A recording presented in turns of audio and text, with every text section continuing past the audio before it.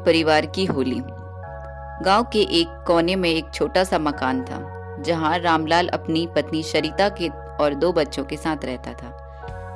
रामलाल दिहाड़ी मजदूरी करता था, लेकिन काम कभी मिलता कभी नहीं मिलता, जिससे उनका परिवार काफी दुखी था। जैसे जैसे होली का त्योहार पास आ रहा था, गांव में रंग बिरंगी चहल पहल बढ़ रही थी, लेकिन रामलाल का घर उदासी में डूबा था। छोटा बेटा सोनू बार बार कहता, बाबा हम भी रंग खेलेंगे ना, मगर रामलाल कुछ नहीं कह पाता। उसकी जेब में रंग खरीदने के पैसे भी नहीं थे। पत्नी सरिता उसकी चिंता समझ रही थी। उसने हिम्मत बांधते हुए कहा, क्यों ना हम घर पर ही कोई उपाय करें। सरिता ने सूखे फूलों को पीस कर रंग बनाया और हल्दी चुकंदर के रस से भी रंग तैयार किए।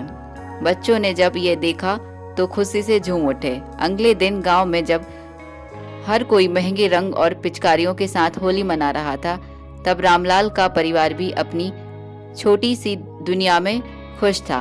बच्चे एक दूसरे को हल्दी और फूलों के रंग लगा रहे थे और सरिता गुड़ चावल की मीठी खीर बनाकर सबको खिला रही थी। गांव के कुछ लोग जब उसके घर के सामने से गुजरे तो यह नजारा देखकर हैरान रह गए। वे सोच रहे थे कि जहां गरीबी थी वहां इतनी खुशी कैसे। रामलाल ने मुस्कुराकर कहा, होली खुशियों का त्योहार है और खुशियां पैसे से नहीं दिल से आती हैं। गांव वालों को उसकी बात समझ आ गई। उन्होंने मिलकर रामलाल के परिवार को भी अपने रंगों और पकवानों में शामिल कर लिया।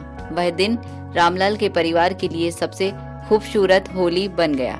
गरीबी थी, मगर दिलों में अपनापन और खुशियों के असली रंग थे, जो किसी भी महंगे रंग से ज्यादा चमकदार थे। आई होप आप सभी को कहानी पसंद आई होगी। मिलते हैं नेक्स्ट स्टोरी के साथ, नेक्स्ट कहानी के साथ। तब तक के लिए धन्यवाद। Happy Holi everyone to advance.